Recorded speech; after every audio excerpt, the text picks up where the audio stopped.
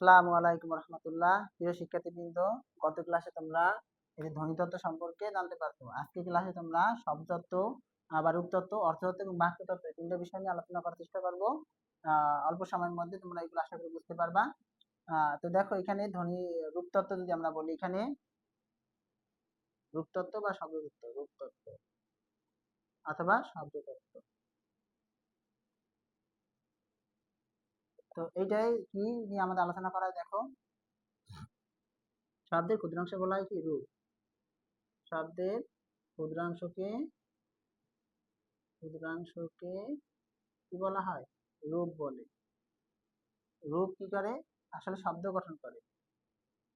রূপ শব্দ গঠন করে বলে। রূপ শব্দতত্ত্বকে রূপতত্ত্ব বলে। শব্দতত্ত্বকে রূপতত্ত্ব বলে।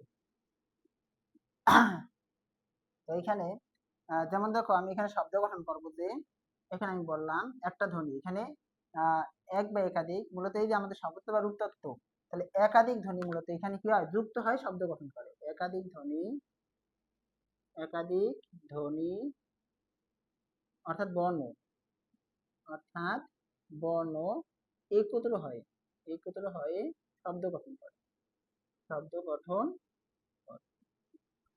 তো একাধিক ধ্বনি, যেমন আমি বললাম একটা বাংলা ধ্বনি, একটা অ, তারপর আর একটা ধ্বনি আনলাম জ, তারপর আর একটা ধ্বনি আনলাম গ, এবং আর একটা ধ্বনি আনলাম আমরা এখানে র, অজগর। ঠিক আছে?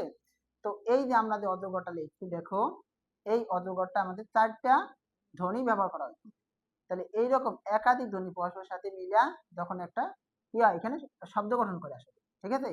তো এই হলো অজগর। তারপর আমি আরেকটা বললাম, ধরো রস্যু একটা ধ্বনি, তয় ত, তারপর আরেকটা মনে করি এখানে র, উত্তরে। এরপর আরেকটা আমি এখানে কিন্তু তিনটা ধ্বনি দেখো, রস্যু একটা, তয় ত একটা, মানে এখানে দুইটা ধ্বনি আছে, র একটা, আবার এই যে একার একটা, র একটা। এবার মনে করো একটা ধ্বনি বললাম ত, তারপর একার, এই যে এই একটা কিন্তু ধ্বনি, একারও একটা ধ্বনি, ল একটা ধ্বনি, তিনটা ধ্বনি আছে। তো অজগর উত্তরে চলো, ধরো আমি এখানে বললাম, তাহলে একাধিক বর্ণ, ঠিক আছে, একাধিক বর্ণ বা ধ্বনি একত্র হয়ে আমার কি করে? শব্দ গঠন করে। তো বাংলা ক্ষেত্রে তো আমরা বললাম যে একাধিক ধ্বনি, ইংলিশের ক্ষেত্রেও একইভাবে। তো এখানে একাধিক ধ্বনি, আবার এখানে একটি ধ্বনি হইতে পারে, এক বা একাধিক ধ্বনি একত্র হয়ে কি হয়? আমার শব্দ গঠন করে। ইংলিশের ক্ষেত্রে যদি আমরা বলি, ধরো এখানে আই, হ্যাঁ, তারপর এখানে আমি বললাম এইচ এ ভি, হ্যাভ, এখানে বললাম এ, তারপর এখানে বললাম পেন। দেখো এইখানে আই কিন্তু একটা ধ্বনি, এখানে আই কিন্তু আমাদের একটা ধ্বনি বা একটা বর্ণ, একটা ধ্বনি আই। এটাকে আমরা যদি ধ্বনি বলি, ধ্বনিটাকে তখন বর্ণের মাধ্যমে প্রকাশ করবো, সেটা আমার কিন্তু ধ্বনিকে যখন চিহ্ন বা সংকেতের মাধ্যমে প্রকাশ করবো, তখন সেটাই কিন্তু আমার বর্ণ। তাহলে এটা কি আমার একটা বর্ণ? একটা বর্ণ মিলে আমার শব্দ হয়, আবার একাধিক বর্ণ মিলে আমার শব্দ। এখানে দেখো কয়টা বর্ণ, এক দুই তিন চার, একটা বর্ণ মিলে হইতে পারে, আবার একাধিক বর্ণ মিলেও হইতে পারে। তবে খেয়াল রাখতে হবে যে এখানে যে মূল কথাটা, সেটা হলো আমাদের যে শব্দ গঠন বা ওয়ার্ড গঠনের যে প্রসেসটা, ঠিক আছে, সেইখানে আমাদের অবশ্যই ভাওয়েল থাকতে হবে। দেখো এখানে আমার কিন্তু ভাওয়েল আছে কয়টা? দুইটা। এখানে ভাওয়েল একটা দিয়ে গঠিত হয়েছে, এখানে ভাওয়েল একটা দিয়ে গঠিত হয়েছে, এবং এইখানে আমার কিন্তু ভাওয়েল আছে। তার মানে আমরা কি বুঝলাম? আমাদের শব্দ গঠন প্রক্রিয়ায় অবশ্যই ভাওয়েল অর্থাৎ স্বরবর্ণ থাকতে হবে। এইখানে কিন্তু আমার আছে, দেখো এই একটা স্বরবর্ণ। জ, জ যখন বলবো তার সাথে কিন্তু একটা অধ্বনি আছে, গ যখন বলবো তার সাথে একটা অধ্বনি আছে, র যখন বলবো তার সাথে একটা অধ্বনি আছে, অর্থাৎ সবার সাথে কি একটা অধ্বনি, অর্থাৎ এখানে তোমার স্বরধ্বনি কিন্তু আছে। তোমার এই ব্যঞ্জন ধ্বনির সাথেও কিন্তু স্বরধ্বনি আছে। মনে মনে করে যে আমরা যখন জটা উচ্চারণ করি, তখন হইবে এরকম জ যোগ অ, ঠিক আছে? জ্বর নিচে হসন্ত থাকলে তখন আমার এই অধ্বনিটা থাকে না, তাই এর সাথে তখন আমরা অধ্বনি নেব, তখন মিলাইবে আমার কি? বর্গীয় জ। এরকম গ, তো গ তে যদি বলি আমরা এখানে গ, এখানে গ, ঠিক আছে, এখানে অধ্বনি হইবে না কিন্তু, যোগ স্বরে অ, তাহলে মিলাইবে কি আমার? গ, এই যে অ শেষে যে অটা থাকে সেটা। তো এইভাবে আমাদের দেখা গেল শব্দ গঠন প্রক্রিয়া অবশ্যই আমাদের স্বরধ্বনি মানে স্বরবর্ণ অর্থাৎ ভাওয়েল কিন্তু অবশ্যই থাকবে। তো এবার আসো, আমরা আশা করি রূপতত্ত্ব সম্পর্কে তোমরা বুঝছো। তাহলে কি মূল বিষয়টা? এক বা একাধিক কি? এক বা একাধিক ধ্বনি অর্থাৎ বর্ণ একত্র হয় আমাদের কি হয়? শব্দ গঠিত হয়। তাহলে এখানে আমরা দেখলাম এই কিভাবে গঠিত হলো, এই একটা দেখলাম ইংলিশের ক্ষেত্রে। এবার আসো আমাদের শব্দ গঠন তো গেল, মানে শব্দতত্ত্বের উত্তর তো গেল। এবার আমরা অর্থতত্ত্ব নিয়ে আলোচনা করি। অর্থতত্ত্ব অর্থাৎ যে কথাটা বলা হয়েছে, মানে যে শব্দটা গঠিত হয়েছে সেটা দ্বারা কি বোঝায় সেটা। তাহলে অর্থতত্ত্ব যেটা আমাদের অর্থতত্ত্ব, তাহলে এটা কি করে আমাদের যে কোনো শব্দের যে মিনিং, হ্যাঁ ইংরেজিতে বলা হয় কি এখানে মিনিং, অর্থটা কি। তো অর্থতত্ত্ব যদি আমরা বলি, এখানে অর্থতত্ত্বে অজগর বলতে আমার কি বুঝাইছে, সাপ বুঝাইছে একটা। উত্তর বলতে আমরা কি বুঝাইছে, একটা দিক বুঝাইছে। চলে বলতে কি বুঝাইছে, কোনো কিছু গমন করা বুঝাইছে। ঠিক আছে, তাহলে এই যে আমাদের অর্থতত্ত্ব, অর্থতত্ত্ব কোন একটা শব্দের অর্থ বুঝায়, কোন একটা শব্দের কি বুঝায়, অর্থ বুঝায়, শব্দের অর্থ বুঝায়। তাহলে এখানে কি কি নিয়ে আলোচনা করা হয়, অর্থতত্ত্ব আমাদের এখানে যে পদক্রম আছে, অর্থতত্ত্ব বলতে এখানে সমার্থক শব্দ, বিপরীত শব্দ এগুলো আলোচনা করা হয়। সমার্থক শব্দ, বিপরীত শব্দ, বিপরীত শব্দ, সমচ্চারিত শব্দ ইত্যাদি নিয়ে আলোচনা করা হয় আমাদের অর্থতত্ত্ব শাখায়। এই তো গেল তোমাদের বাংলা। এবার আসো ইংরেজি দিকে খেয়াল করি। আমাদের যে মিনিংস আছে সেই মিনিংস গুলা তোমার যদি বাংলা থেকে ইংরেজি কনভার্ট করতে হয়, তাহলে অবশ্যই তোমার এগুলো জানতে হবে, এগুলো মিনিং জানতে হবে। প্রথমত সাউন্ড অর্থাৎ শব্দ জানতে হবে। এখান থেকে আমাদের কিন্তু লেটার শুরু হয়, লেটার। তো এই লেটার সংক্রান্ত আমার ওই ভিডিও একটা আর একটা ছিল, প্রথম ভিডিও ইংলিশ প্লাস বাংলা। সেটা হলো ওই যে তোমার লেটার গুলোকে আবার দুই ভাগে ভাগ করছিল, capital letter, small letter, capital small, small. ঠিক আছে, তো এইগুলাকে আবার সর্বনয় ব্যঞ্জনময় সেগুলো আমরা ভাগ করছিলাম। যাই হোক, তো এবার আসো আমরা ওয়ার্ড গঠন তো করলাম, যেখানে আমার অবশ্যই ভালো থাকবে। আর মিনিং মানে এগুলো দ্বারা অর্থ কি বোঝায়, আই অর্থ কি আমি, হ্যাভ অর্থ কি, হ্যাভ অর্থ কিন্তু আমার আছে। ঠিক আছে, আমি অথবা এখানে আমার, আই অর্থ কি আমি অথবা আমার, হ্যাভ অর্থ আছে, এ অর্থ কি একটি, পেন অর্থ কি কলম। তাহলে কিটা হলো, আমার আছে একটি কলম।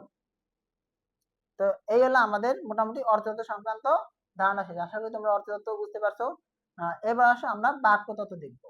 অর্থাৎ একাধিক যে এই যে একাধিক যে শব্দ, একাধিক শব্দ পরস্পরের সাথে সুশৃঙ্খল ভাবে বিন্যস্ত হয়ে আমার বাক্য গঠিত হয়। তাহলে আমরা এই বাক্য তত্ত্বটা এখানে লিখে দেই। বাক্য তত্ত্ব, একাধিক শব্দ সুশৃঙ্খল ভাবে বিন্যস্ত হয়ে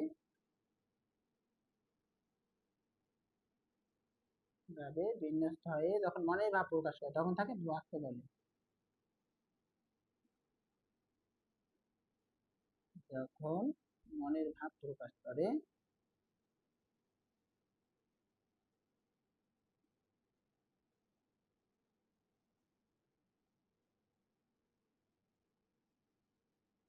তখন তাকে বাক্য বলে।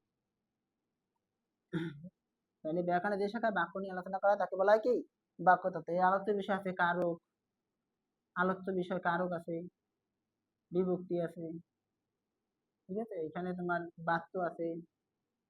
এই তো এইগুলো নিয়ে আলোচনা করা হয়। একাধিক শব্দ সুশৃঙ্খলভাবে বিন্যস্ত যখন মনের ভাব প্রকাশ হয় তখন তাকে বাক্য বলা হয়। ইংরেজিতে আমার এটাকে বলা হয় কি সেন্টেন্স। সেন্টেন্স তো ওই একই সংখ্যা একাধিক শব্দ একত্র হয় যখন মনের ভাব প্রকাশ করে। যেমন আমি এই যে এইটাকে তখন সুশৃঙ্খল ভাবে সাজাবো, অর্থাৎ আই হ্যাভ এ পেন। এখন এটা সুশৃঙ্খল ভাবে সাজানো হয়েছে কিভাবে বললাম, এগুলো সেন্টেন্স সাজানোর ক্ষেত্রে এক একটা ক্রম থাকে। প্রথমে আমার থাকে সাধারণত সাবজেক্ট, হ্যাঁ, তারপর আমার থাকে হলো ভার্ব, তারপর থাকে হলো অবজেক্ট। এটা হলো সাজানোর একটা নিয়ম, সেন্টেন্স সাজানোর। অর্থাৎ কিছু ধরনের সেন্টেন্স, সেন্টেন্স গুলো এগুলো হলো অ্যাসার্টিভ সেন্টেন্স গঠনের, অ্যাসার্টিভ। তো অ্যাসার্টিভ সেন্টেন্স গঠনের যে নিয়ম সেটা সাবজেক্ট ভার্ব অবজেক্ট। আর এইখানে যে বাংলার ক্ষেত্রে আমাদের যেটা লাগে সেটা হলো প্রথমে হইলো কর্তা প্লাস কর্ম, হ্যাঁ প্লাস তারপর হলো আমাদের এখানে ক্রিয়া, কর্তা কর্ম এবং ক্রিয়া। কর্তা কি যে কাজ করে, যেমন আমি বই পড়ি, ধরো আমি বই পড়ি, এই যে আমি সেটা হলো কর্তা, আমিটা হলো কর্তা। এই যে বই জিনিসটা যে কাজটা করবে, কর্তা যে কাজটা করবে অর্থাৎ বই পড়তেছে, এই জন্য বইটা হইবে আমার কর্ম। আর যখন এই যে পড়া, পড়া কি একটা কাজ, পড়ালেখা করা কাজ না? অবশ্যই কাজ। তাহলে এই জন্য এটাই আমার কি ক্রিয়া, এটাই আমার ক্রিয়া। তাহলে কর্তা কর্ম ক্রিয়া এই আকারে যদি সাজানো হয় তাহলে আমার সেটা কি হবে, বাক্য গঠিত হইবে। তাহলে এই বাক্য গঠন সংক্রান্ত আমি আরেকটা ক্লাস করাবো, যেখানে তোমরা আসলে ক্লাসটা করতে পারলে তোমরা নিজেরাই বাংলা থেকে ইংলিশ এবং ইংলিশ থেকে বাংলা নিজেরাই কনভার্ট করতে পারবে। তো দেখো এখানে বাক্য গঠনের ক্ষেত্রে যদি তুমি এটা যদি এরকম লেখতা, পড়ি আমি বই, পড়ি আমি বই, তাহলে কিন্তু তোমার এখানে কিন্তু সুশৃঙ্খলায় বিন্যস্ত হয় না, পড়ি আমি বই। আবার এখানে যদি বলো হ্যাভ, এখানে কি হ্যাভ এ আই পেন, তাহলে এটা কি কোনো সেন্টেন্স হলো? এটা কিন্তু কোনো ধরনের সেন্টেন্স হইবে না। এই যে পড়ি আমি বই, এটা কিন্তু কোনো ধরনের সেন্টেন্স হইবে না, কারণ এখানে তোমার সেন্টেন্স অর্থাৎ বাক্য সাজাইতে হইলে প্রথমে কর্তা লাগবে, তারপর কর্ম লাগবে, তারপর ক্রিয়া লাগবে। বুঝতো? ইংরেজির ক্ষেত্রে সাবজেক্ট, ভার্ব এবং অবজেক্ট। তো এইখানে আবার এইগুলোকে আবার দুইটা ভাগে ভাগ করছে, সেটা হলো এই যে কর্তা যেটা, সেটাকে বলা হয় আবার উদ্দেশ্য। কর্তাকে বলা হয় এখানে বাক্যের উদ্দেশ্য, অর্থাৎ বাক্যটাকে যদি আমরা দুইটা ভাগে ভাগ করি, সেটাকে আমার দুইটা পার্ট থাকবে, একটা হলো উদ্দেশ্য আর আরেকটা অংশ হবে বিধেয় বা কর্ম, বিধেয় বা কর্ম। ঠিক আছে, এই দুইটা অংশ আমার থাকবে সেন্টেন্সের ক্ষেত্রে। ইংলিশের ক্ষেত্রে একই, ইংলিশের ক্ষেত্রে এই যে এই অংশটাকে, এই সাবজেক্টটা তো আমার থাকবেই, আর পরের যে অংশটা সেই অংশটাকে বলা হয় প্রেডিকেট। তাহলে সাবজেক্ট এবং এটা হলো কি প্রেডিকেট, অর্থাৎ এখানে হলো উদ্দেশ্য এবং প্রেডিকেট মানে হলো কি বিধেয়। সাবজেক্ট হলো আমার এখানে উদ্দেশ্য আর প্রেডিকেট হলো কি বিধেয় বা কর্ম বা কর্ম।